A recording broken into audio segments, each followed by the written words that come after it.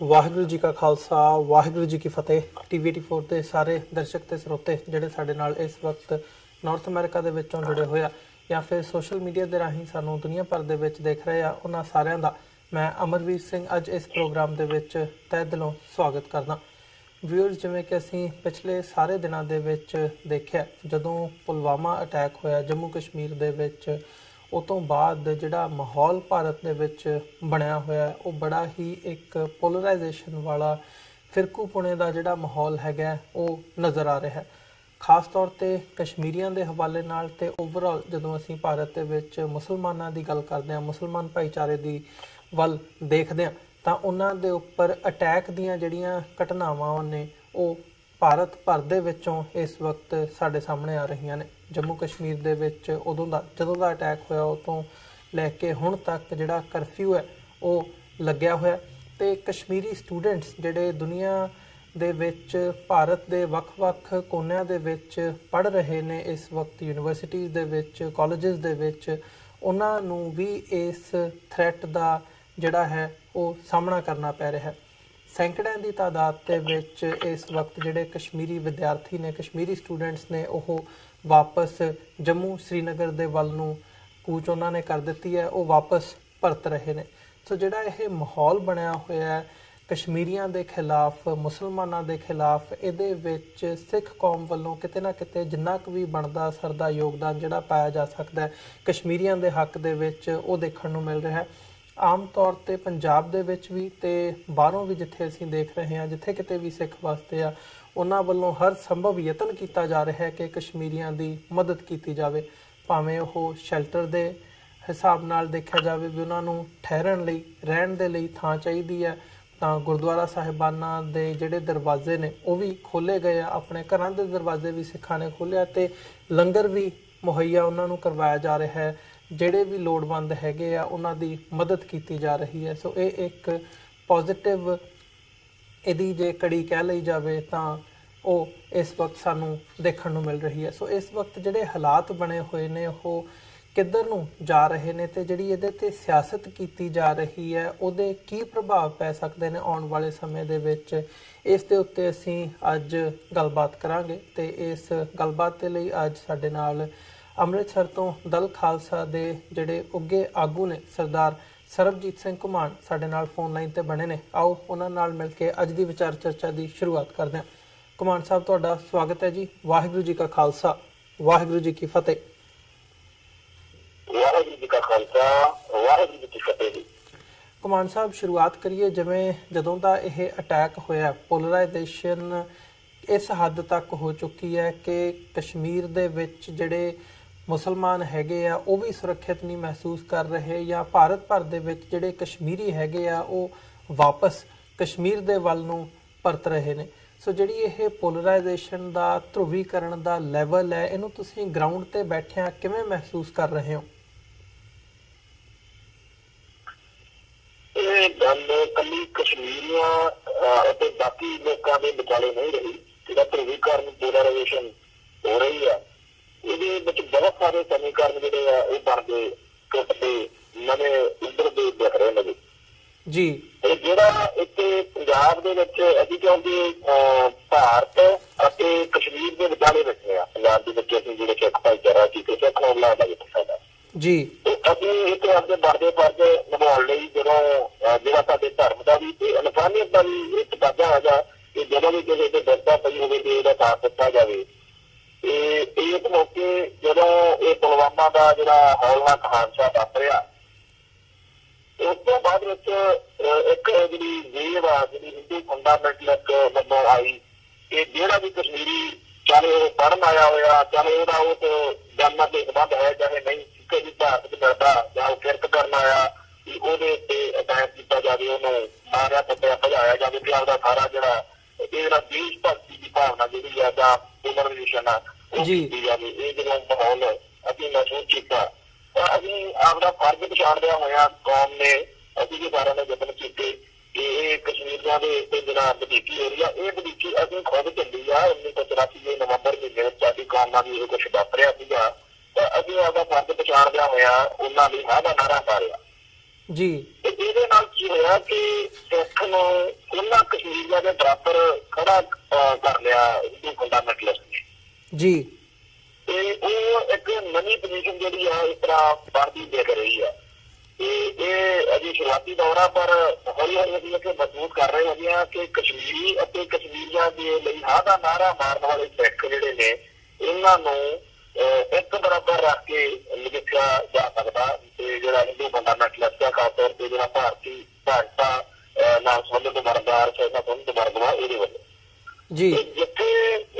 ਕਸ਼ਮੀਰ ਦੇ ਵਿੱਚ ਤਾਂ ਇਹ ਬਾਕੀ ਤਾਂ ਸਾਰੇ ਭਾਰਤ ਵਿੱਚ ਕਸ਼ਮੀਰੀਆਂ ਦੇ ਲਈ ਮਾੜੇ ਹਾਲਾਤ ਬਣੇ ਹੀ ਨੇ, ਪਰ ਜਿੱਥੇ ਲੱਖਾਂ ਦੀ ਗਿਣਤੀ ਵਿੱਚ ਖਾਕੀ ਵਰਦੀ ਫੌਜੀ ਬੂਟ ਮੌਜੂਦ ਨੇ ਕਸ਼ਮੀਰ ਦੀ ਧਰਤੀ ਉੱਤੇ, ਉੱਥੋਂ ਦੀ ਕਮ ਕਸ਼ਮੀਰੀ ਆਬਾਦੀ ਨਾਲੋਂ ਕਿਤੇ ਜ਼ਿਆਦਾ ਉੱਥੇ ਭਾਰਤੀ ਫੌਜੀ ਮੌਜੂਦ ਆ ਜੀ। ਪਰ ਉੱਥੇ ਇੱਕ ਟੈਰਰ, ਇੱਕ ਦਹਿਸ਼ਤ ਦੀ ਜਿਹੜੀ ਲਹਿਰ ਆ ਉਹ ਪੂਰੀ ਫੈਲੀ ਹੋਈ ਆ। ਉੱਥੇ ਦੇ ਜਿਹੜੇ ਲੋਕ ਨੇ ਉਹਨਾਂ ਦੇ ਬੱਚੇ ਜਿਹੜੇ ਨੇ ਉਹ ਭਾਰਤ ਵਿੱਚ ਅਗਰ ਥਾਵਾਂ ਤੇ ਜਿੱਥੇ ਪੜ੍ਹਨ ਗਏ ਨੇ ਜਾਂ ਪਰਿਵਾਰ ਦੇ ਮੈਂਬਰ ਰੋਟੀ ਕਮਾਉਣ ਗਏ ਨੇ, ਕਿਉਂਕਿ ਠੰਡ ਦਾ ਬੜਾ ਪ੍ਰਕੋਪ ਇਹਨਾਂ ਦਿਨਾਂ 'ਚ ਮਾਹੌਲ ਬੜਾ ਠੰਡ ਕਰਕੇ ਲੋਕ ਜਿੰਦ ਕਮਾਈਆਂ ਕਰਨ ਆਏ ਹੁੰਦੇ ਨੇ। ਇਹਦਾ ਇੱਥੋਂ ਹੇਠਾਂ ਤੋਂ ਭਾਰਤ ਵਿੱਚੋਂ ਤਾਂ ਉਹ ਕਸ਼ਮੀਰ ਨੂੰ ਜਾਣ ਦੀ ਗੱਲ ਸੋਚਦੇ ਨੇ ਵੀ ਕਸ਼ਮੀਰ ਚੱਲੀਏ ਤੇ ਆਪਣੇ ਲੋਕਾਂ ਜਾਣ ਦੀ ਧਰਤੀ ਉੱਤੇ ਚਾਹੇ ਸੁਰੱਖਿਅਤ ਹੋਵਾਂਗੇ। ਪਰ ਜਿਹੜੇ ਕਸ਼ਮੀਰ 'ਚ ਬੈਠੇ ਨੇ ਜੀ ਉਹਨਾਂ ਦੀ ਹਾਲਤ ਉਦੋਂ ਵੀ ਮਾੜੀ ਆ। ਉਹ ਘਰ ਵਾਲੇ ਫੌਜ ਖਾਕੀ ਬੂਟ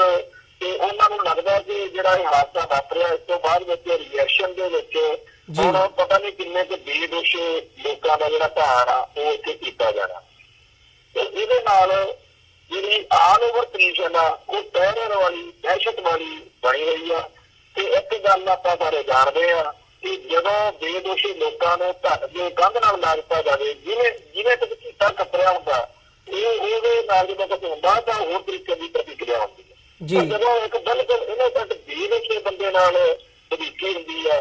ਜ਼ੁਲਮ ਹੁੰਦਾ, ਤਾਂ ਫਿਰ ਉਹਦੇ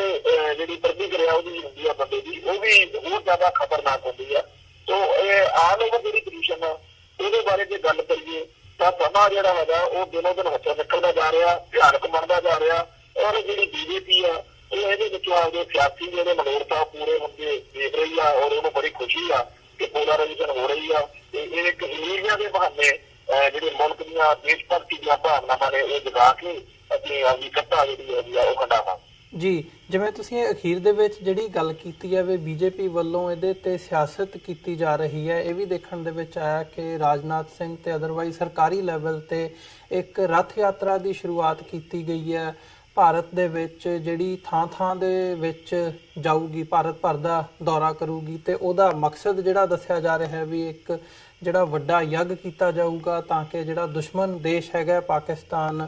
ਜਿਵੇਂ ਕਿ ਦੱਸਿਆ ਜਾ ਰਿਹਾ ਹੈ ਮੀਡੀਆ ਦੇ ਵਿੱਚ ਆ ਰਿਹਾ ਹੈ ਕਿ ਉਹਨਾਂ ਨੂੰ ਸ਼ਿਕਸਤ ਦਿੱਤੀ ਜਾ ਸਕੇ, ਉਹਨਾਂ ਨੂੰ ਮਾਤ ਦਿੱਤੀ ਜਾ ਸਕੇ। ਸੋ ਕਿੰਨੀ ਕੁ ਪੋਸੀਬਿਲਿਟੀ ਸਮਝਦੇ ਹੋ ਵੀ ਇਹ ਜਿਹੜਾ ਸਾਰਾ ਘਟਨਾਕ੍ਰਮ ਚੱਲ ਰਿਹਾ ਹੈ ਇਹ ਸਿਰਫ ਤੇ ਸਿਰਫ ਮਹਿਜ਼ ਜਿਹੜੀਆਂ ਕੁਝ ਹਫ਼ਤਿਆਂ ਦੇ ਬਾਅਦ ਲੋਕ ਸਭਾ ਇਲੈਕਸ਼ਨਸ ਡਿਊ ਨੇ ਉਹਨਾਂ ਨੂੰ ਮੁੱਖ ਰੱਖ ਕੇ ਕੀਤਾ ਜਾ ਰਿਹਾ ਹੈ ਤੇ ਇਹ ਸਾਰੀ ਜਿਹੜੀ ਹੈਗੀ ਹੈ ਇਹ ਸਿਆਸਤ ਦੀ ਖੇਡ ਹੈ ਤੇ ਮਹਿਜ਼ ਇੱਕ ਵੋਟ ਪੋਲਿਟਿਕਸ ਦੀ ਖੇਡ ਹੈ। ਆਪਣੇ ਆਪ ਨੂੰ ਦੁਬਾਰਾ ਸੱਤਾ ਦੇ ਵਿੱਚ ਲਿਆਉਣ ਦੇ ਲਈ ਇਹ ਜਿਹੜੀਆਂ ਚਾਲਾਂ ਨੇ ਉਹ ਚੱਲੀਆਂ ਜਾ ਰਹੀਆਂ ਨੇ, ਇਹਦੀ ਕਿੰਨੀ ਪੋਸੀਬਿਲਿਟੀ ਨਜ਼ਰ ਆਉਂਦੀ ਹੈ? ਦੇਖੋ ਇਹਦੇ ਬਾਰੇ ਆਪਾਂ ਗੱਲ ਜਿਹੜੀ ਇੱਥੇ ਸਾਰੇ ਮੀਡੀਆ ਦੇ ਵਿੱਚ ਘੁੰਮ ਰਹੀ ਆ ਕਿ ਪਿਛਲੇ 10 ਦਿਨਾਂ ਪਹਿਲਾਂ ਅਮਰੀਕਾ ਤੋਂ ਇੱਕ ਗੱਲ ਆਈ ਆ ਕਿ ਭਾਰਤ ਦੇ ਲੋਕ ਸਭਾ ਚੋਣਾਂ ਤੋਂ ਪਹਿਲਾਂ ਜਿਹੜਾ ਦੰਗੇ ਨੇ ਸਮਾਜ ਦੇ ਵਿੱਚ ਉਹ ਕਰਵਾਏ ਜਾ ਸਕਦੇ ਆ ਜੀ। ਨੰਬਰ 2 ਉਹ ਦੰਗਿਆਂ ਦੇ ਲਈ ਉਦੋਂ ਉਸ ਦਿਨ ਕਿਸੇ ਨੂੰ ਇਹ ਨਹੀਂ ਲੱਗਦਾ ਕਿ ਕਾਰਨ ਕੀ ਬਣੂਗਾ ਫੌਰੀ ਤੌਰ ਤੇ ਘਟਨਾਕ੍ਰਮ ਕਿਹੋ ਜਿਹਾ ਬਣਾਇਆ ਜਾਏਗਾ, ਪਰ ਇਹ ਗੱਲ ਹਰੇਕ ਦੇ ਮਨ ਨੂੰ ਲੱਗੇਗੀ ਕਿ ਏਦਾਂ ਦਾ ਕੁਛ ਕੀਤਾ ਕਰਵਾਇਆ ਜਾ ਸਕਦਾ। ਜਦੋਂ ਇਹ ਘਟਨਾ ਵਾਪਰੀ ਤਾਂ ਇਹ ਗੱਲ ਤਾਂ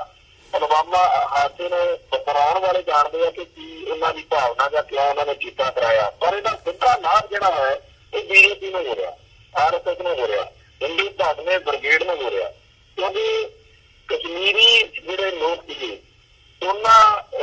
ਦਾ ਇਹ ਜਿਹੜੀ ਲੜਾਈ ਆ ਜਿਹੜੀ ਉਹਨਾਂ ਦੇ ਹੱਕਾਂ ਦੀ ਲੜਾਈ ਜਿਹੜੀ ਉਹਨਾਂ ਦੀ ਲੜ ਰਹੇ ਨੇ ਇਹ ਪਿਛਲੇ ਲੰਬੇ ਅਰਸੇ ਤੋਂ ਚੱਲ ਰਹੀ ਹੈ ਸੰਘਰਸ਼ਾਂ ਨਾਲ। ਇਸ ਮੌਕੇ ਲੋਕ ਸਭਾ ਚੋਣਾਂ ਤੋਂ ਥੋੜਾ ਸਮਾਂ ਪਹਿਲਾਂ ਜਦੋਂ ਇਹ ਬਲਾਸਟ ਹੋਇਆ, ਜਦੋਂ ਫੌਜੀਆਂ ਦੀ ਇਸ ਤਰੀਕੇ ਨਾਲ ਕੋਈ ਮੌਤ ਹੋਈ ਇੰਨੀ ਵੱਡੀ ਗਿਣਤੀ 'ਚ, ਤਾਂ ਹਿੰਦੂ ਸੈਂਟੀਮੈਂਟ ਨੂੰ ਦੇਸ਼ ਭਗਤੀ ਦੀਆਂ ਭਾਵਨਾਵਾਂ ਨੂੰ ਕਿਸੇ ਵੀ ਤਰੀਕੇ ਨਾਲ ਭੜਕਾ ਕੇ ਆਪਦੇ ਹੱਕ 'ਚ ਭੁਗਤਾਉਣ ਦਾ ਜਿਹੜਾ ਉਹਨਾਂ ਨੂੰ ਇੱਕ ਸਭ ਤੋਂ ਖੂਬਸੂਰਤ ਮੌਕਾ ਜਿਹੜਾ ਇਸ ਹਾਦਸੇ ਨੇ ਦਿੱਤਾ ਜੀ। ਤੇ ਉਹਦੇ ਵਿੱਚੋਂ ਹੀ ਮਤਲਬ ਤਿੰਨੇ ਚੀਜ਼ਾਂ ਇੱਕ ਲਾਈਨ 'ਚ ਆ ਕੇ ਖੜੀਆਂ। ਇੱਕ ਤਾਂ ਜਿਹੜੀ ਅਮਰੀਕਨ ਜਿਹੜੀ ਕ੍ਰਿਕਟ ਬੈਂਕ ਵੱਲੋਂ ਇਹ ਗੱਲ ਆਈ ਸੀ ਕਿ ਦਰਜੇ ਹੋ ਸਕਦੇ ਆ, ਤੀਜਾ ਹਾਦਸਾ ਹੋ ਗਿਆ, ਤੀਜਾ ਹੁਣ ਭਾਜਪਾ ਨੂੰ RSS ਨੂੰ ਇਹਦੇ ਨਾਲੋਂ ਵਧੀਆ ਖੂਬਸੂਰਤ ਮੌਕਾ ਹੋਰ ਕਦੋਂ ਮਿਲ ਸਕਦਾ ਹੈਗਾ ਕਿ ਉਹ ਸਾਰੇ ਮੁਲਕ ਦੇ ਵਿੱਚ ਆਪਦੇ ਪੱਖ ਦੀਆਂ ਭਾਵਨਾਵਾਂ ਜਿਹੜੀਆਂ ਉਹਨਾਂ ਨੂੰ ਹੋਰ ਜ਼ਿਆਦਾ ਸ਼ਹਿ ਦੇਣ, ਸਮਰਥਨ ਦੇਣ ਤੇ ਉਹ ਇੱਕ ਤਰੀਕੇ ਨਾਲ ਇਹ ਹੱਦ ਤੱਕ ਗੱਲ ਨੂੰ ਲੈ ਜਾਣ ਕਿ ਜੇਕਰ BJP ਸੱਤਾ 'ਚ ਨਾ ਦੁਬਾਰਾ ਲਿਆਂਦੀ ਤਾਂ ਇੱਥੇ ਪਤਾ ਨਹੀਂ ਕੀ ਹੋ ਜਾਣਾ ਹੈਗਾ। ਕਸ਼ਮੀਰੀਆਂ ਨੇ ਜਾਂ ਦੇਸ਼ ਦੇ ਜਿਹੜੇ ਉਲਟ ਲੋਕ ਲੜ ਰਹੇ ਲੋਕ ਨੇ ਉਹਨਾਂ ਨੇ ਪਤਾ ਨਹੀਂ ਕੀ 10% ਦੇਣਾ ਕਿ ਕਿਹੜਾ ਢਾਹ ਦੇਣਾ ਹੈਗਾ। ਇਸ ਤਰੀਕੇ ਦੇ ਨਾਲ ਇੱਥੇ ਪੂਰੀ ਸਿਸਟਮ ਦੇ ਨਾਲ ਹਰ ਚੀਜ਼ ਗਿਣਮਿਤ ਕੇ ਸ਼ਾਨਸੀ ਢੰਗ ਤਰੀਕੇ ਨਾਲ ਅੱਗੇ ਵਧਾਈ ਜਾ ਰਹੀ ਆ। ਔਰ ਜਿਹੜੇ ਵੀ ਲੋਕ ਇਸ ਸਾਰੇ ਸ਼ਾਨਸੀ ਮਾਹੌਲ ਦੇ ਖਿਲਾਫ, ਇਹਨਾਂ ਗਲਤ ਕਦਮਾਂ ਦੇ ਖਿਲਾਫ, ਮਨੁੱਖਤਾ ਦੇ ਹੋ ਰਹੇ ਘਾਣ ਜਾਂ ਹੋ ਸਕਦੇ ਘਾਣ ਦੇ ਖਿਲਾਫ ਬੋਲਣ ਜੋਗੇ ਨੇ ਜਾਂ ਬੋਲ ਰਹੇ ਨੇ, ਉਹਨਾਂ ਸਾਰਿਆਂ ਨੂੰ ਮੁਕੱਦਮਿਆਂ ਦੇ ਵਿੱਚ ਉਲਝਾ ਕੇ ਵੀ ਤੁਸੀਂ ਤਾਂ ਜੀ ਆਇਆ ਕਿਹਾ, ਤੁਸੀਂ ਉਹ ਕਾਹਤੋਂ ਕਿਹਾ, ਤੇ ਇੱਕ ਤਰਫਾ ਜਿਹੜੀ ਗੱਲ ਆ ਉਹ ਬਣਾਈ ਜਾ ਰਹੀ ਹੈ ਕਿ ਸਾਰਿਆਂ ਨੂੰ ਇੱਕੋ ਲਾਈਨ 'ਚ ਖੜਨਾ ਪਊਗਾ। ਜਿਹੜਾ ਵੀ ਬੰਦਾ ਵੱਖਰੀ ਗੱਲ ਕਰਦਾ ਉਹਨੂੰ ਸਖਤੀ ਨਾਲ ਪੇਸ਼ ਆਇਆ ਜਾਊਗਾ। ਤੇ ਸਾਰੇ ਭਾਰਤ ਨੂੰ BJP ਦੀ ਜੈ ਜੈਕਾਰ, RSS ਦੇ ਏਜੰਡੇ ਦੀ ਜੈ ਜੈਕਾਰ ਕਰਨ ਦੇ ਲਈ ਮਜਬੂਰ ਕੀਤਾ ਜਾ ਰਿਹਾ। ਤੇ ਇਹਦੇ ਵਿੱਚ ਇਹ ਤਾਂ ਗੱਲ ਯਕੀਨਨ ਆ ਕਿ ਜਦੋਂ ਐਡੀ ਵੱਡੀ ਸ਼ਕਤੀ ਹੋਏਗੀ ਤਾਂ ਰਿਐਕਸ਼ਨ ਲਾਜ਼ਮੀ ਆਏਗਾ। ਤੇ ਲੋਕ ਸਭਾ ਚੋਣਾਂ ਤੋਂ ਪਹਿਲਾਂ ਇਹ ਸ਼ਕਤੀ ਅਤੇ ਸ਼ਕਤੀ ਦੀ ਪ੍ਰਤੀਕਿਰਿਆ ਦੇ ਵਿੱਚ ਉੱਭਰਨ ਵਾਲੇ ਜਿਹੜੀ ਲੋਕ ਆਵਾਜ਼ ਹੋਏਗੀ ਉਹਦੇ ਵਿਚਾਲੇ ਇੱਕ ਤਕਰਾਰ ਤੋਂ ਬਾਅਦ ਅੱਗੇ ਤੇ ਟਕਰਾਅ ਤੋਂ ਅੱਗੇ ਜਿਹੜੀ ਅਮਰੀਕਨ ਕ੍ਰਿਕਟ ਦੀਆਂ ਗੱਲ ਕਹੀ ਆ ਉੱਥੇ ਤੱਕ ਗੱਲ ਜਾਣ ਦੀ ਪੂਰੀ ਸੰਭਾਵਨਾ। ਸੋ ਸਾਡੇ ਲਈ, ਭਾਰਤ ਵਿੱਚ ਵਸਦੇ ਸਾਰੇ ਲੋਕਾਂ ਲਈ ਇਹ ਬਹੁਤ ਹੀ ਚਿੰਤਾ ਵਾਲੇ ਦਿਨ ਨੇ। ਤੇ ਅਸੀਂ ਇੱਕ ਇਹੋ ਜਿਹੇ ਮਾਹੌਲ ਵਿੱਚ ਜਾ ਰਹੇ ਹਾਂ ਜਿੱਥੇ ਕੋਈ ਵੀ ਆਪਦੇ ਆਪ ਨੂੰ ਸੁਰੱਖਿਅਤ ਨਹੀਂ ਸਮਝ ਰਿਹਾ। ਆਮ ਕਸ਼ਮੀਰੀ ਜਾਂ ਆਮ ਸਿੱਖ ਦੀ ਗੱਲ ਹੀ ਨਹੀਂ, ਕੋਈ ਵੀ ਬੰਦਾ ਆਪਦੇ ਆਪ ਨੂੰ ਸੁਰੱਖਿਅਤ ਨਹੀਂ ਸਮਝ ਰਿਹਾ। ਔਰ ਦੁਨੀਆ ਭਰ ਦੀਆਂ ਜਿਹੜੀਆਂ ਨਜ਼ਰਾਂ ਨੇ ਉਹ ਹਰ ਇਹ ਘਟਨਾ ਕਰਨ ਬਣ ਲੱਗੀਆਂ ਨੇ। ਜਿਹੜਾ ਘਰੋਂ ਬੰਦਾ ਜਾਂਦਾ ਉਹਦੇ ਪਰਿਵਾਰ ਦੇ ਮੈਂਬਰਾਂ ਨੂੰ ਉਹਨਾਂ ਦਾ ਫਿਕਰ ਪਿਆ ਰਹਿੰਦਾ ਹੈਗਾ, ਦੁਨੀਆ ਤੋਂ ਵਾਪਸ ਨਹੀਂ ਆ ਜਾਂਦਾ ਕਿਉਂਕਿ ਹਰ ਪਲ ਮਾੜੀ ਖਬਰ ਜਿਹੜੀ ਅੱਗੇ ਸਾਡੇ ਬੱਚੇ ਚੱਲ ਰਹੀ ਜੀ। ਕਮਾਨ ਸਾਹਿਬ, ਜਿਵੇਂ ਤੁਸੀਂ ਗੱਲ ਕੀਤੀ ਹੈ ਕਿ ਜਿਹੜਾ ਇਹ ਮਾਹੌਲ ਇਸ ਵਕਤ ਨਜ਼ਰ ਆ ਰਿਹਾ ਹੈ ਕਸ਼ਮੀਰੀਆਂ ਦੇ ਖਿਲਾਫ ਤੇ ਮੁਸਲਮਾਨਾਂ ਦੇ ਖਿਲਾਫ ਭਾਰਤ ਦੇ ਵਿੱਚ, ਜੇ ਇਹਦਾ ਕੰਪੈਰੀਜ਼ਨ 1984 ਦੇ ਵਿੱਚ ਜਦੋਂ ਸਿੱਖਾਂ ਦਾ ਕਤਲੇਆਮ ਕੀਤਾ ਗਿਆ ਸੀ, ਸਿੱਖਾਂ ਦੀ ਨਸਲਕੁਸ਼ੀ ਕੀਤੀ ਗਈ ਸੀ, ਜੈਨੋਸਾਈਡ ਕੀਤਾ ਗਿਆ ਸੀ, ਉਦੋਂ ਦੇ ਸਮੇਂ ਦੇ ਨਾਲ ਕੀਤਾ ਜਾਵੇ ਤਾਂ ਕੀ ਸਮਾਨਤਾਵਾਂ, ਸਿਮਿਲੈਰਿਟੀਜ਼ ਨਜ਼ਰ ਆਉਂਦੀਆਂ ਨੇ ਕਿ ਜਿਹੜੀਆਂ ਭਾਵਨਾਵਾਂ ਨੇ ਉਹ ਭੜਕਾਈਆਂ ਜਾ ਰਹੀਆਂ ਨੇ, ਜਾਂ ਅਦਰਵਾਈਜ਼ ਜਦੋਂ ਜਿਵੇਂ ਹੁਣ ਵੀ ਵੀਡੀਓਜ਼ ਆ ਰਹੀਆਂ ਨੇ, ਪਿਕਚਰਸ ਆ ਰਹੀਆਂ ਨੇ ਕਿ ਕਸ਼ਮੀਰੀਆਂ ਨੂੰ ਜਿੱਥੇ ਕਿਤੇ ਵੀ ਨਜ਼ਰ ਆਉਂਦਾ ਕੋਈ ਕਸ਼ਮੀਰ ਦੀ ਨੰਬਰ ਪਲੇਟ ਵਾਲੀ ਜਿਹੜੀ ਗੱਡੀ ਹੈਗੀ ਹੈ ਉਹ ਨਜ਼ਰ ਆਉਂਦੀ ਹੈ ਭਾਰਤ ਦੇ ਵਿੱਚ, ਜਾਂ ਜਿਹੜੇ ਕਸ਼ਮੀਰੀ ਵਿਦਿਆਰਥੀ ਹੈਗੇ ਆ ਉਹ ਨਜ਼ਰ ਆ ਜਾਣ, ਤਾਂ ਜਿਹੜੀ ਭੀੜ ਹੈ ਜਾਂ ਜਿਹੜੇ ਹਿੰਦੂਤਵੀ ਆਈਡੀਓਲੋਜੀ ਦੇ ਨਾਲ ਸੰਬੰਧਿਤ ਲੋਕ ਹੈਗੇ ਆ ਉਹ ਕਿਵੇਂ ਉਹਨਾਂ ਨੂੰ ਮਾਰਨ ਦੀ ਹੱਦ ਤੱਕ ਜਾ ਰਹੇ ਨੇ? ਦੇਖੋ, ਜਿਹੜਾ 1984 ਜਾਂ ਉਹਦੇ ਆਲੇ ਦੁਆਲੇ ਘਟਨਾਕ੍ਰਮ ਵਾਪਰਿਆ ਸਾਰਾ ਉਹ ਫਨਾਮਨਾ, ਉਦੋਂ ਅੱਜ ਵਾਂਗ ਸੋਸ਼ਲ ਮੀਡੀਆ ਨਹੀਂ ਸੀ, ਅੱਜ ਵਾਂਗ ਇੰਨੇ ਵੱਡੇ ਪੱਧਰ ਤੇ ਜਿਹੜੇ ਸਬੂਤ ਜਾਂ ਫੋਟੋ ਇਸ ਤਰ੍ਹਾਂ ਨਹੀਂ ਸੀ ਹੁੰਦੇ ਜਨਰਲ ਦੇ। ਤੇ ਇੱਕ ਗੱਲ ਇਹ ਵੀ ਸੀ ਵੀ ਜਦੋਂ ਉਹ ਗਲਤ ਕੰਮ ਕਰਦੇ ਸੀਗੇ ਤਾਂ ਉਹ ਜੋ ਫੋਟੋਗ੍ਰਾਫੀ ਹੋਣ ਲੱਗਦੀ ਸੀ ਤਾਂ ਲੋਕ ਜਦੋਂ ਪਾਉਂਦੇ ਸੀ। ਅੱਜ ਦਾ ਹਿੰਦੂ ਕੱਟੜਵਾਦ ਇੰਨਾ ਜ਼ਿਆਦਾ ਅੱਗੇ ਵੱਧ ਚੁੱਕਿਆ ਵਾ, ਉਹ ਬਹੁਤ ਪੁੱਟਕ ਦੱਸੇ ਦੀਆਂ ਵੀਡੀਓ ਬਣਾ ਕੇ ਪਾ ਕੇ ਆਪ ਆਪਦੀ ਪਿੱਠ ਕਾਪੜਦਾ ਤੇ ਹੋਰਾਂ ਤੋਂ ਆਸ ਕਰਦਾ ਕਿ ਲੋਕ ਇਹਦੀ ਬੱਲੇ ਬੱਲੇ ਕਰਨ। ਜਿਹੜੀ ਕ੍ਰਿਟਿਸਿਜ਼ਮ ਹੁੰਦੀ ਆ ਇਹਦੇ ਕੰਮਾਂ ਦੀ, ਪਰ ਉਹ ਕ੍ਰਿਟਿਸਿਜ਼ਮ ਵੀ ਉਹਨਾਂ ਨੂੰ ਵਧੀਆ ਲੱਗਦੀ ਹੈ ਕਿ ਇਹ ਤਾਂ ਸਾਡੇ ਲਈ ਚੰਗੀ ਗੱਲ ਆ ਕਿ ਅਸੀਂ ਤਾਂ ਵੀ ਸਾਰੇ ਜਿਹੜੇ ਭਾਰਤੀਆਂ ਦੀ, ਦੂਜਿਆਂ ਦੀ ਜਾਂ ਹਿੰਦੂ ਕੱਟੜਪੰਥੀ ਜਿਹੜੇ ਅਸੀਂ ਹੈਗੇ ਆ, ਅਸੀਂ ਦੂਜਿਆਂ ਦੀ ਜਿਹੜੀ ਹੈਗੀ ਆ ਇਸ ਤਰੀਕੇ ਨਾਲ ਇਹਨਾਂ ਦੀ ਜਲੀਲ ਕਰਦੇ ਆ ਤਾਂ ਉਹਨਾਂ ਨੂੰ ਅਸੀਂ ਨੀਵਾਂ ਦਿਖਾਉਂਦੇ ਹਾਂ ਜੀ। ਜਿਹੜਾ ਉਸ ਦੌਰ ਵਿੱਚ ਅੱਜ ਸਾਡੇ ਜਿਹੜਾ ਸੋਸ਼ਲ ਮੀਡੀਆ ਤੇ ਇਸ ਟਾਈਮ ਸਾਡਾ ਇਹ ਐਕਟਿਵ ਆ 25 ਸਾਲ ਦਾ ਜਿਹੜਾ ਜਿਹਨਾਂ ਦੀ ਉਮਰ ਵਾ, ਉਹਨਾਂ ਦੇ ਮੈਂ ਕਮੈਂਟ ਜਦੋਂ ਦੇਖਦਾ ਉਹ ਇਹ ਗੱਲ ਕਹਿੰਦੇ ਨੇ ਕਿ 1984 ਮੁੱਖੀ ਜੋ ਕੁਝ ਵਾਪਰਿਆ ਉਹ ਅਸੀਂ ਨਹੀਂ ਸੀ ਦੇਖ ਸਕਦੇ ਅਸੀਂ ਉਦੋਂ ਅਜੇ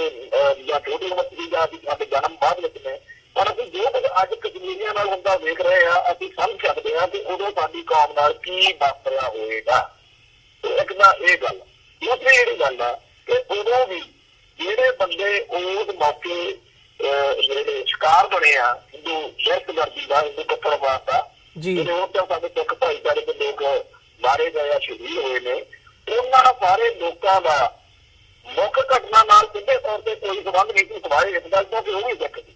ਮਤਲਬ ਕਿ ਦਿੱਲੀ ਦੇ ਵਿੱਚੋਂ ਬੰਦੇ ਰੋਟੀਆਂ ਵਾਲੇ ਡੱਬੇ ਲੈ ਕੇ ਸਾਡੇ ਕੁੜੀਆਂ ਮੁੰਡੇ ਆਪੋ ਆਪਣੇ ਕੰਮਾਂ ਨੂੰ ਚੱਲੇ ਆ, ਜਿਵੇਂ ਆਮ ਕਿਸੇ ਵੀ ਭਾਈਚਾਰੇ ਦੇ ਲੋਕ ਜਾਂਦੇ ਆ, ਬੰਦਾ ਚੈੱਕ ਕਰਨ ਜਾਂਦੇ ਆ। ਉਹਨਾਂ ਨੂੰ ਕੀ ਪਤਾ ਵੀ ਦੋ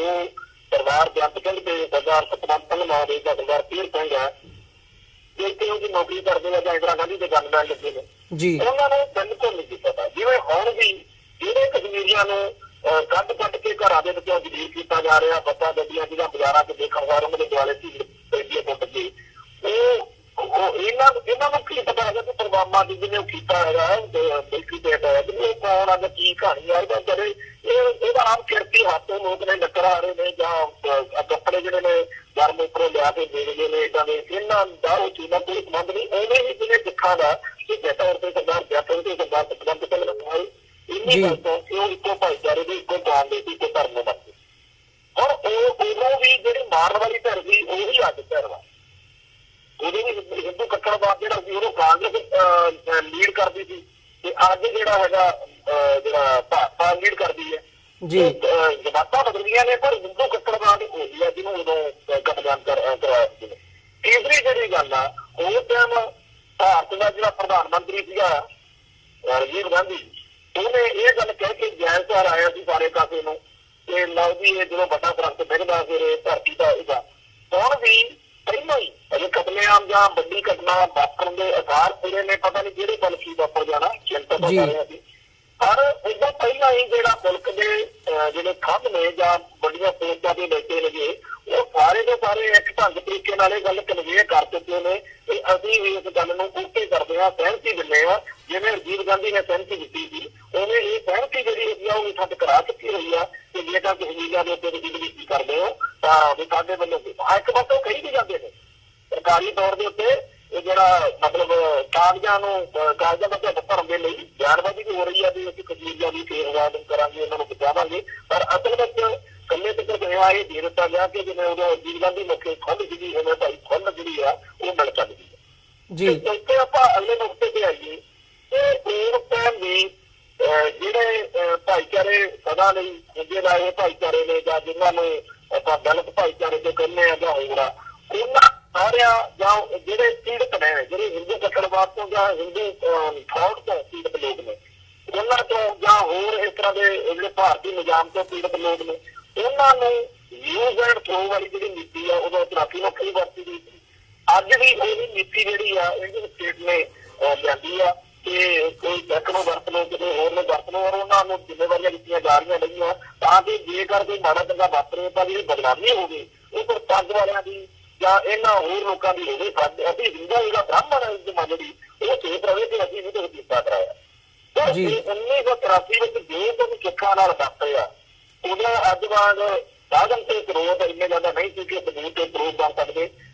ਪਰ ਉਸ ਟਾਈਮ ਦੇ ਜਿਹੜੇ ਸੀਗੇ ਜਿਹੜੇ ਕਮੀ ਰਹਿ ਗਈ ਸੀਗੀ ਐਸ ਵਾਰ ਹਿੰਦੂ ਕੱਟੜਵਾਦ ਜਿਹੜਾ ਹੈਗਾ ਪੂਰੀ ਆਈ ਤੇ ਆਇਆ ਹੋਇਆ। ਉਹ ਪਤਾ ਕਿ ਇਹਨਾਂ ਗੱਲਾਂ ਦੇ ਪੱਕੇ ਤੌਰ ਤੇ ਸਬੂਤ ਬਣਾ ਕੇ ਆਪਦੇ ਦਹਿਸ਼ਤ ਦੇ ਜਿਹੜੇ ਨੇ ਚਿੰਨ੍ਹ ਜਾਂ ਸਬੂਤ ਉਹ ਕਦਾ ਵੀ ਛੱਡ ਕੇ ਜਾਣਾ ਚਾਹੁੰਦਾ ਹੈਗਾ ਕਿ ਅਸੀਂ ਕਿਹੋ ਜਿਹੇ ਆ, ਅਸੀਂ ਕਿਸੇ ਨੂੰ ਬਰਦਾਸ਼ਤ ਨਹੀਂ ਕਰਦੇ ਜਾਂਗੇ। ਅਸੀਂ ਜਿਵੇਂ ਕਹਿੰਦੇ ਆ ਨਾ ਵੀ ਸਦੀਆਂ ਬਾਅਦ ਵੀ ਹਿੰਦੂ ਜਿਹੜਾ ਹੈਗਾ ਆਜ਼ਾਦ ਹੋਇਆ, ਹਿੰਦੂ ਭਾਸ਼ਾ ਬਣਿਆ, ਤੇ ਹਿੰਦੂ ਕੱਟੜਵਾਦ ਜਿਹੜਾ ਹੈਗਾ ਉਹਦਾ ਜਿਹੜਾ ਪੂਰਾ ਫਿਕਰ ਜਿਹੜਾ ਹੈਗਾ ਮਾੜਾ ਪੱਖ ਜਿਹੜਾ ਹੈਗਾ ਉਹ ਇਸ ਵਕਤ ਦੇਖਣ ਨੂੰ ਮਿਲ ਰਿਹਾ ਹੈ। ਬਹੁਤ ਜ਼ਿਆਦਾ ਮਾੜਾ ਹਾਲਾਤ ਬਣ ਰਿਹਾ ਜੀ। ਕੁਮਾਨ ਸਾਹਿਬ, ਜਿਵੇਂ ਇਹ ਸਾਰੇ ਘਟਨਾਕ੍ਰਮ ਦੇ ਵਿੱਚ ਜਦੋਂ ਅਟੈਕਸ ਹੋ ਰਹੇ ਨੇ ਮੁਸਲਮਾਨਾਂ ਦੇ ਉੱਤੇ, ਖਾਸ ਤੌਰ ਤੇ ਕਸ਼ਮੀਰੀਆਂ ਦੇ ਉੱਤੇ, ਤਾਂ ਜਿਵੇਂ ਸਿੱਖ ਕੌਮ ਨੇ ਖੁੱਲੀਆਂ ਬਾਹਾਂ ਦੇ ਨਾਲ ਉਹਨਾਂ ਦੀ ਮਦਦ ਕਰਨ ਦੀ ਇੱਕ ਮੁਹਿੰਮ ਜਿਹੀ ਆਰੰਭੀ ਸਾਡੇ ਸਾਹਮਣੇ ਸਾਨੂੰ ਨਜ਼ਰ ਆਉਂਦੀ ਹੈ। ਉਹ ਪੰਜਾਬ ਦੇ ਵਿੱਚ ਬੈਠੇ ਹੋਣ, ਜੰਮੂ ਦੇ ਵਿੱਚ ਹੋਣ ਜਾਂ ਬਾਹਰਲੀਆਂ ਸਟੇਟਾਂ ਦੇ ਵਿੱਚ ਹੋਣ, ਸੋਸ਼ਲ ਮੀਡੀਆ ਦੇ ਉੱਤੇ ਨੰਬਰਸ ਥਰੋ ਕੀਤੇ ਜਾ ਰਹੇ ਨੇ ਵੀ ਕੋਈ ਚੰਡੀਗੜ੍ਹ ਦੇ ਵਿੱਚ ਹੈ, ਅੰਬਾਲੇ ਦੇ ਵਿੱਚ ਹੈ, ਇੱਥੇ ਹੈ ਤਾਂ ਸਾਡੇ ਤੱਕ ਪਹੁੰਚ ਕੀਤੀ ਜਾਵੇ, ਅਸੀਂ ਪ੍ਰੋਟੈਕਸ਼ਨ ਵੀ ਦੇਵਾਂਗੇ ਤੇ ਜਿਵੇਂ ਦੀ ਵੀ ਮਦਦ ਹੋਵੇ ਉਹ ਵੀ ਕਰਾਂਗੇ। ਤਾਂ ਇੱਕਮੁੱਠਤਾ ਦੀ ਜਿਹੜੀ ਭਾਵਨਾ ਹੈਗੀ ਹੈ ਉਹ ਦੇਖਣ ਨੂੰ ਮਿਲ ਰਹੀ ਹੈ। ਸੋ ਓਵਰਆਲ ਜਿੱਥੇ ਦਹਿਸ਼ਤ ਦਾ ਮਾਹੌਲ ਹੈ ਇਸ ਵਕਤ ਭਾਰਤ ਦੇ ਵਿੱਚ ਜਾਂ ਨਾਰਥ ਇੰਡੀਆ ਦੇ ਸਾਰੇ ਖਿੱਤੇ ਦੇ ਵਿੱਚ, ਜੇ ਦਿੱਲੀ ਤੋਂ ਉੱਪਰ ਗੱਲ ਕਰਨੀ ਹੋਵੇ, ਤਾਂ ਜਿਹੜੀ ਇਹ ਭਾਵਨਾ ਹੈਗੀ ਹੈ ਇਹਨੂੰ ਸਟਰੈਂਥਨ ਕਰਨ ਦੇ ਲਈ ਜਾਂ ਜਿਵੇਂ ਤੁਸੀਂ ਖਦਸ਼ਾ ਵੀ ਜ਼ਾਹਰ ਕੀਤਾ ਵੀ ਆਉਣ ਵਾਲੇ ਸਮੇਂ ਦੇ ਵਿੱਚ ਇਹ ਵਰਤਾਰੇ ਦੇ ਲਈ ਸਿੱਖਾਂ ਨੂੰ ਵੀ ਟਾਰਗੇਟ ਕੀਤਾ ਜਾ ਸਕਦਾ ਹੈ, ਇਸ ਜਿਵੇਂ ਸਿੱਖ ਮਦਦ ਕਰ ਰਹੇ ਆ ਇਸ ਦੇ ਲਈ, ਸੋ ਕੀ ਕਰਨਾ ਚਾਹੀਦਾ ਜਾਂ ਕੀ ਮੈਸੇਜ ਸੰਦੇਸ਼ ਦੇਣਾ ਚਾਹੋਗੇ ਇਸ ਸਾਡੇ TV84 ਦੇ ਪਲੇਟਫਾਰਮ ਰਾਹੀਂ ਜਿੱਥੇ ਤੱਕ ਵੀ ਸਾਡੀ ਗੱਲ ਜਾਂਦੀ ਹੈ? ਦੇਖੋ, ਆਮ ਸਿੱਖ ਜਿਹੜਾ ਹੈਗਾ ਉਹਦੇ ਮਨ ਵਿੱਚ ਸੁਭਾਵਿਕ ਤੌਰ ਦੇ ਉੱਤੇ ਹੀ ਅੰਡਰਡੌਗ ਦੇ ਨਾਲ ਜਿਹੜਾ ਵਿਅਕਤੀ ਫਸਿਆ ਹੋਇਆ ਉਹਦੇ ਪ੍ਰਤੀ ਇੱਕ ਜਿਹੜੀ ਭਾਵਨਾ ਹੁੰਦੀ ਹੈ ਕਿ ਮੈਂ ਇਹਦੇ ਲਈ ਕਿਸੇ ਤਰੀਕੇ ਨਾਲ ਬਾਹ ਫੜ ਸਕਾਂ। ਤੇ ਸਾਡਾ ਇਤਿਹਾਸ ਜਿਹੜਾ ਹੈਗਾ ਸਾਨੂੰ ਪ੍ਰੇਰਨਾ ਦਿੰਦਾ ਕਿ ਗੁਰੂ ਘਰ ਨੇ ਜਿਵੇਂ ਕਸ਼ਮੀਰੀ ਪੰਡਤਾਂ ਦੀ ਬਾਹ ਫੜੀ ਸੀ, ਅੱਜ ਕਸ਼ਮੀਰੀ ਮੁਸਲਮਾਨ ਜੇਕਰ ਪੀੜਤ ਨੇ ਜਾਂ ਅੰਡਰਡੌਗ ਆ ਜਾਂ ਉਹਨਾਂ ਦਾ ਧੱਕਾ ਹੋ ਰਿਹਾ, ਸਾਨੂੰ ਉਹਨਾਂ ਦੇ ਨਾਲ ਖੜਨਾ ਚਾਹੀਦਾ ਜੀ। ਪੰਜਾਬ ਵਿੱਚ ਤੇ ਪੰਜਾਬ ਦੇ ਨਾਲ ਲੱਗਦੇ ਇਲਾਕਿਆਂ ਦੇ ਵਿੱਚ ਤਾਂ ਬੜੀ ਚੰਗੀ ਖਬਰ ਜਿਹੜੀ ਆ ਸਾਨੂੰ ਮਿਲ ਰਹੀ ਆ, ਔਰ ਇੱਥੇ ਕਿਤੇ ਕੋਈ ਮੰਦਤਾ ਦੀ ਭਾਵਨਾ ਵਾਲੀ ਜਾਂ ਘਟਨਾ ਵਾਲੀ ਵੱਡੀ ਖਬਰ ਜਿਹੜੀ ਆ ਉਹ ਕੋਈ ਨਹੀਂ ਮਿਲੀ। ਕੱਲ ਸ਼ਾਮੀ ਸਾਨੂੰ ਜ਼ਰੂਰ ਇੱਥੇ ਮੰਡੀ ਜਲੰਧਰ ਤੋਂ ਕੁਛ ਇਸ ਤਰ੍ਹਾਂ ਦੀਆਂ ਗੱਲਾਂ ਸੁਣਨ ਨੂੰ ਮਿਲੀਆਂ ਸੀਗੀਆਂ, ਪਰ ਉਹ ਵੀ ਬੜੀ ਜਲਦੀ ਇੱਕ ਪਤਾ ਲੱਗਿਆ ਹੈਗਾ ਕਿ ਕਾਬੂ ਕਰ ਲਿਆ ਗਿਆ। ਪਰ ਪੰਜਾਬ ਤੋਂ ਬਾਹਰ ਅਜੇ ਵੀ ਇੰਨੀ ਵੱਡੀ ਸਾਨੂੰ ਜ਼ਿੰਮੇਵਾਰੀ ਨਿਭਾਉਣੀ ਚਾਹੀਦੀ ਆ। ਤੇ ਸਾਨੂੰ ਚਾਹੀਦਾ ਅਸਲ ਵਿੱਚ ਇਹ ਹੋਈਆ ਕਿ ਜਿਹੜੇ ਸਾਡੀ ਕੌਮ ਦੇ ਤਖਤ ਨੇਗੇ ਉਹਨਾਂ ਤਖਤਾਂ ਤੋਂ ਜਾਂ ਸਾਡੇ ਜਿਹੜੇ ਵੱਡੀਆਂ ਸਾਡੀਆਂ ਇੰਸਟੀਟਿਊਸ਼ਨ ਨੇਗੀਆਂ, ਚੀਫ ਖਾਲਸਾ ਦੀਵਾਨ, ਸ਼੍ਰੋਮਣੀ ਗੁਰਦੁਆਰਾ ਪ੍ਰਬੰਧਕ ਕਮੇਟੀ, ਦਿੱਲੀ ਗੁਰਦੁਆਰਾ ਪ੍ਰਬੰਧਕ ਕਮੇਟੀ, ਹਜ਼ੂਰ ਸਾਹਿਬ ਵਾਲਾ ਤਖਤ ਸ੍ਰੀ ਹਜ਼ੂਰ ਸਾਹਿਬ ਵਾਲਾ ਬੋਰਡ, ਤਖਤ ਸ੍ਰੀ ਪਟਨਾ ਸਾਹਿਬ ਵਾਲਾ ਬੋਰਡ, ਉਹਨਾਂ ਸਾਰਿਆਂ ਤੋਂ ਤਖਤਾਂ ਤੋਂ ਬਕਾਇਦਾ ਐਲਾਨ ਹੋਵੇ ਕਿ ਇਸ ਮੌਕੇ ਦੇ ਉੱਤੇ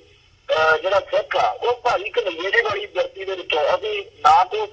ਬੈਰੀ ਨਾਹੇ ਬਗਾਨਾ ਸਗਲ ਸੰਗ ਸਰਬੱਤ ਦਾ ਭਲਾ ਮੰਗਣ ਵਾਲੀ ਅਸੀਂ ਦੁਨੀਆ ਸਾਹਮਣੇ ਆਪਦਾ ਸਭ ਤੋਂ ਬਿਹਤਰੀਨ ਪੱਖ ਜਿਹੜਾ ਹੈਗਾ ਲੈ ਕੇ ਆਈਏ। ਦੁਨੀਆ ਇਸ ਮੌਕੇ ਮੰਨੇ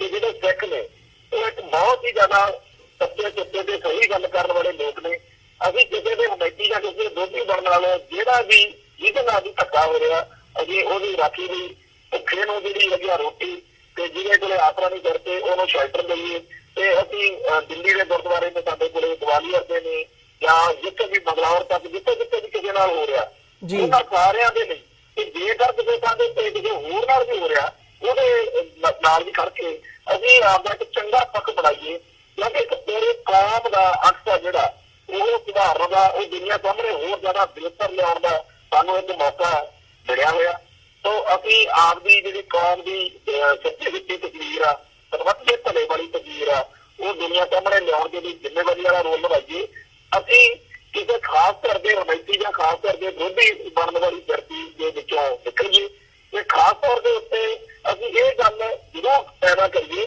ਕਿ ਇਸ ਮੌਕੇ ਦੇ ਉੱਤੇ ਅਸੀਂ ਕਿਸੇ ਹਿੰਦੂ ਦੇ ਪੈਰੀ ਨਹੀਂ ਹੈਗੇ,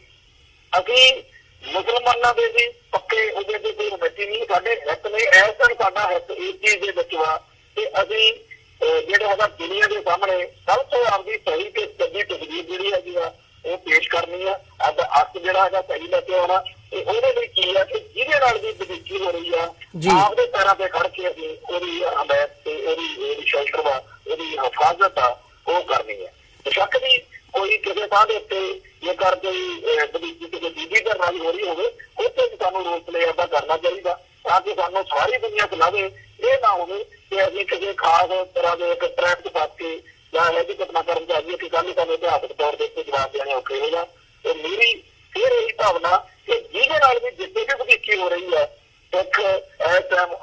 ਬਹੁਤ ਵੱਡਾ ਅਹਿਮ ਜਿਹੜਾ ਰੋਲ ਆ ਉਹ ਨਿਭਾਉਣ ਦੀ ਕਮਿਸ਼ਨ ਨੇ ਨਿਭਾਉਣਾ ਚਾਹੀਦਾ। ਜੀ ਬਿਲਕੁਲ ਘੁਮਾਣ ਸਾਹਿਬ, ਜਿਵੇਂ ਤੁਸੀਂ ਗੱਲ ਕੀਤੀ ਹੈ ਵੀ ਸਿੱਖੀ ਸਿਧਾਂਤਾਂ ਨੂੰ ਮੁੱਖ ਰੱਖਦਿਆਂ ਜਿੱਥੇ ਵੀ ਸਿੱਖ ਵਸਦੇ ਨੇ ਉਹਨਾਂ ਨੂੰ ਇਹ ਹੋਣਾ ਚਾਹੀਦਾ, ਇਸ ਗੱਲ ਦਾ ਅਹਿਸਾਸ ਹੋਣਾ ਚਾਹੀਦਾ ਹੈ ਕਿ ਜਿੱਥੇ ਵੀ ਕੋਈ ਧੱਕਾ ਹੋ ਰਿਹਾ ਹੈ ਉਹਦੇ ਖਿਲਾਫ ਆਵਾਜ਼ ਬੁਲੰਦ ਕਰਨੀ ਬਣਦੀ ਹੈ ਤੇ ਜਿਸ ਹਿਸਾਬ ਨਾਲ ਵੀ ਉਹਨੂੰ ਰੋਕਣ ਦੇ ਵਿੱਚ ਯੋਗਦਾਨ ਪਾਇਆ ਜਾ ਸਕਦਾ ਹੈ ਉਹ ਪਾਉਣਾ ਚਾਹੀਦਾ। ਸੋ ਇਹਨਾਂ ਹੀ ਸ਼ਬਦਾਂ ਦੇ ਨਾਲ ਅਸੀਂ ਅੱਜ ਦੇ ਸ਼ੋਅ ਦੇ ਵਿੱਚ ਇੱਥੇ ਇਜਾਜ਼ਤ ਚਾਹਾਂਗੇ ਜੀ। ਬਹੁਤ ਬਹੁਤ ਧੰਨਵਾਦ ਤੁਹਾਡਾ ਘੁਮਾਣ ਸਾਹਿਬ, ਤੁਸੀਂ ਆਪਣਾ ਸਮਾਂ ਕੱਢ ਕੇ ਸਾਡੇ ਨਾਲ ਵਿਚਾਰਾਂ ਦੀ ਸਾਂਝ ਪਾਈ ਹੈ। ਅੰਤ ਦੇ ਵਿੱਚ ਫਤਿਹ ਦੀ ਸਾਂਝ ਪਾਈਏ ਜੀ। ਵਾਹਿਗੁਰੂ ਜੀ ਕਾ ਖਾਲਸਾ, ਵਾਹਿਗੁਰੂ ਜੀ ਕੀ ਫਤਿਹ।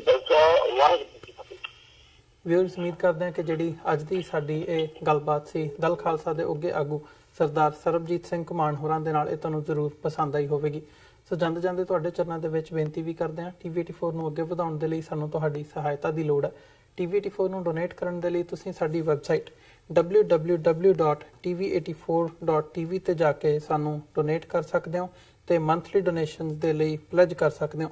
ਜੇ ਚੈੱਕ ਰਾਹੀਂ ਡੋਨੇਸ਼ਨਸ ਭੇਜਣੀਆਂ ਚਾਹੁੰਦੇ ਹੋ ਤਾਂ TV84 ਦੇ ਨਾਂ ਦਾ ਚੈੱਕ ਬਣਾ ਕੇ ਤੁਸੀਂ ਸਾਨੂੰ ਸਾਡੇ ਐਡਰੈਸ ਤੇ ਮੇਲ ਕਰ ਸਕਦੇ ਹੋ 3601 37th Avenue, Long Island City, New York